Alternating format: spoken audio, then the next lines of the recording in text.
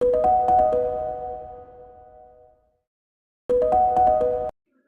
Friends, நம்ம இன்றைக்கி soup சேமியா பார்க்க போகிறோம். அதுக்கு நீல் சேமியாவை குட்டி குட்டியாக உடச்சி போட்டு வச்சுக்கோங்க. இப்போ ஒரு பேனில் எண்ணெய் ஊற்றிக்கோங்க. எண்ணெய் காஞ்சனையும் கடுகு, சீரகம், சோம்பு போட்டுக்கோங்க. இது நல்லா பொரியட்டும். நல்லா பொரிஞ்சிச்சு. இப்போ நம்ம இதுக்குள்ளே கட் பண்ணி வச்சுருக்க ஒரு பல்லாரி வெங்காயம் போட்டுக்கோங்க. ஸோ வெங்காயம் போட்டு வெங்காயத்தை நல்லா வதக்கிக்கோங்க. வெங்காயம் நல்லா வதங்கிடுச்சு. இப்போ நம்ம இதுக்குள்ளேயே கட் பண்ணி வச்சுருக்க ஒரு தக்காளியையும் இதில் போட்டுக்கோங்க.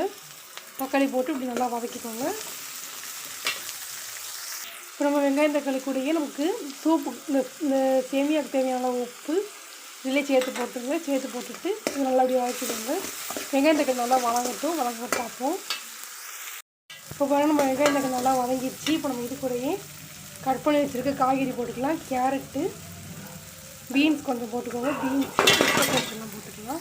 இப்போ பாருங்கள், நான் காய்கறிலாம் போட்டேன். கேரட், பீன்ஸ், முட்டைக்கோஸ், குழம்புலக்காய் போட்டிருக்கேன். இந்த காய்கறி கொஞ்சம் வேகட்டும். இது வேகிறதுக்கு ஒரு 5 நிமிஷம் ஆகும். 5 நிமிஷத்துக்கு இப்படி வதக்கிக்கிட்டே இருங்க. 5 நிமிஷம் கழித்து பார்ப்போம். இப்போ பாருங்கள், நம்ம காய்கறி நல்லா வதங்கிடுச்சு. ஒரு 5 நிமிஷம் ஆயிடுச்சு. இப்போ நம்ம இது கூடயே தண்ணி ஊற்றிக்கலாம். ஃபஸ்ட்டு ஒரு கிளாஸ் அளவுக்கு தண்ணி ஊற்றிக்கோங்க. இப்போ நம்ம இது கூடயே ஒரு 1/2 கிளாஸ் அளவுக்கு தண்ணி ஊற்றிக்கோங்க.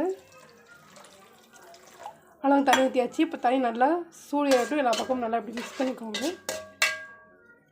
இப்போ நம்ம அதில் பொடிகள் பார்த்துடலாம்.